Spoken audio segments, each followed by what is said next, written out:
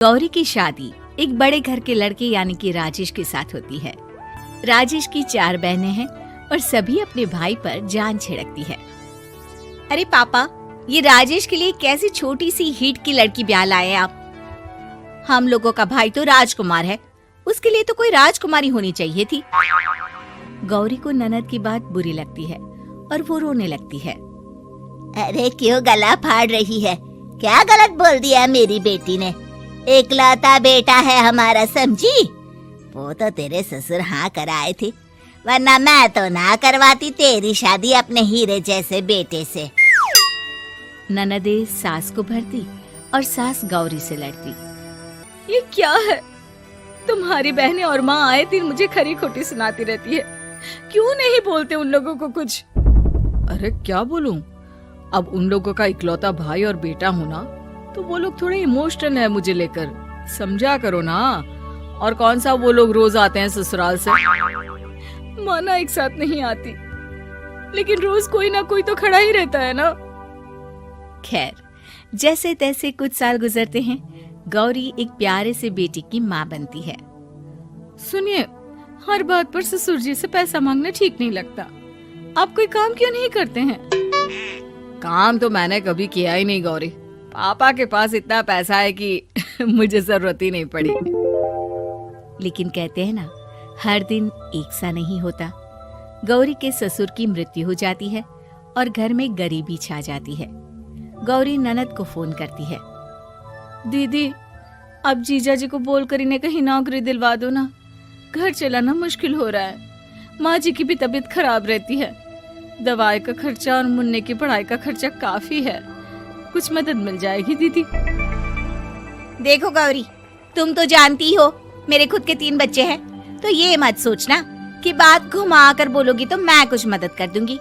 अब पति तुम्हारा है, सास तुम्हारी है, तो करना तो तुमको ही है ना। हम भी तो निभा रहे हैं। खैर, बोल दूंगी इनको। गौरी समझ जाती है। वो दूसरी ननद को फोन करती है, लेकिन वहाँ से भी उसे कुछ ऐसा ही जवाब मिलता है।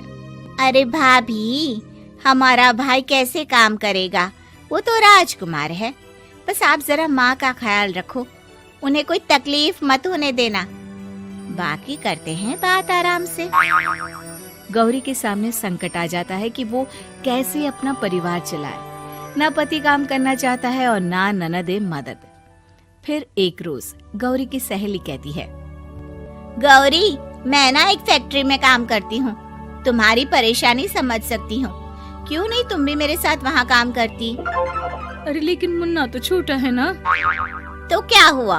तेरी सास और पति तो घर पर ही हैं, वो लोग संभाल लेंगे। तू चल मेरे साथ।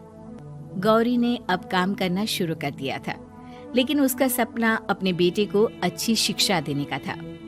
गौरी अपने भाई से कहती है, भाई, आपके बच्चे जिस स्कूल में पढ़ते हैं उस पर मेरे गौरव का भी एडमिशन हो सकता है क्या? अरे कैसे बात कर रही है गौरी? जितना तू कमाती है उतने में तो तेरा घर भी नहीं चलता। तू कहाँ इतने महंगे स्कूल का सपना देख रही है? लेकिन गौरी भी ठान लेती है कि वो किसी न किसी तरह अपने बच्चे को अच्छे स्कूल में पढ़ाएगी। माँ जी, ये मेरे गहने हैं, मैं बेच रही हूँ। गौरव का कल एडमिशन है। अरे वो तो ठीक है गौरी, लेकिन आगे की फीस कैसे मैनेज करेगी? और ज्यादा मेहनत कर लूंगी माँ। गौरव कुछ बन गया तो हम लोगों के सारे दुख दर्द दूर कर देगा। गौरी, हम लोगों ने तुझे गलत समझा, लेकिन तू ही थी जो ये घर लेकर चल रही है, वरना कब की अलग हो जाती। गौरी सास की ओर मुस्कुराकर देखती है। आप भी तो मेरा साथ दे रही है ना। अरे कभी खाने में अंडा या मुर्गा भी खिला दिया करो। क्या रोज रोज पत्ता खिलाती रहती हो? अरे शर्म तो आती नहीं?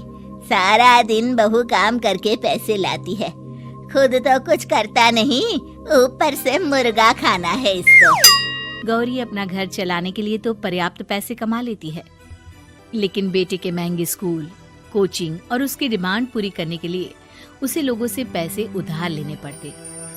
माँ, मुझे जूडो कराटे की ड्रेस चाहिए। मैं घर के कपड़ों में क्लास नहीं अटेंड करूँगा। और क्या, बिल्कुल, घर की भी कोई ड्रेस होती है क्या?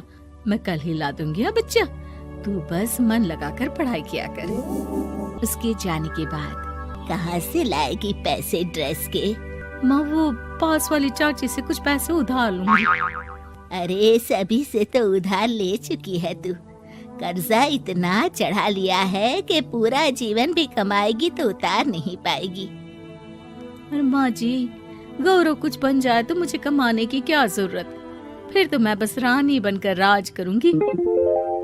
एक दिन गौरव कहता है, माँ मेरी नौकरी लग गई है, वो भी अच्छे पैसों में। अब हम लोगों के बुरे और दुख के दिन जल्दी खत्म हो जाएंगे।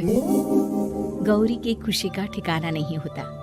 वो सास की फोटो के सामने हाथ जोड़ती है कि उसका पति उसे कहता है, देखा गौरी, तेरी तपस्या खत्म हुई। इतने सालों से जो तू फैक्ट्री में नौकरी कर रही है, अब तू आराम कर सकती है। अरे नहीं नहीं, अभी तो नौकरी लगी है, कुछ दिन कुछ पैसे कमा तो लेने दो। कुछ महीनों बाद गौरी की ननद गौरव के लिए रिश्ता लेकर आती है। अरे भाभी, वो मैं ना रिश्ता लेकर आई थी गौरव के लिए, सुना अच्छा कमा रहा है, क्यों?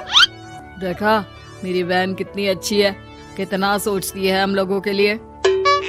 गौरी कुछ नहीं कहती, लेकिन उसका मन नहीं होता है कि वो बेटी की शादी इतनी जल्दी कर दे। हाँ वो तो ठीक है, लेकिन अभी कुछ कर्जा है जिसे उतारना है। तो क्या हो गया, शादी के बाद भी उतार लेगा। कम से कम एक लड़की आ जाएगी तो आराम रहेगा। गौरी लोगों के प्रेशर में आकर बेटे की शादी कर देती है और शादी के बाद एक दिन जब अपनी फैक्ट्री में जाती है, मैनेजर साहब, कैसे इस फैक्ट्री में 22 साल काम कर लिया पता ही नहीं चला। अब तो बेटा सेटल हो चुका है, नौकरी की जरूरत नहीं है। लेकिन आप सभी का शुक्रिया। गौरी बहन, बहुत मेहनत की तुमने जीवन में, अब भगवान कोई मुश्किल ना दे।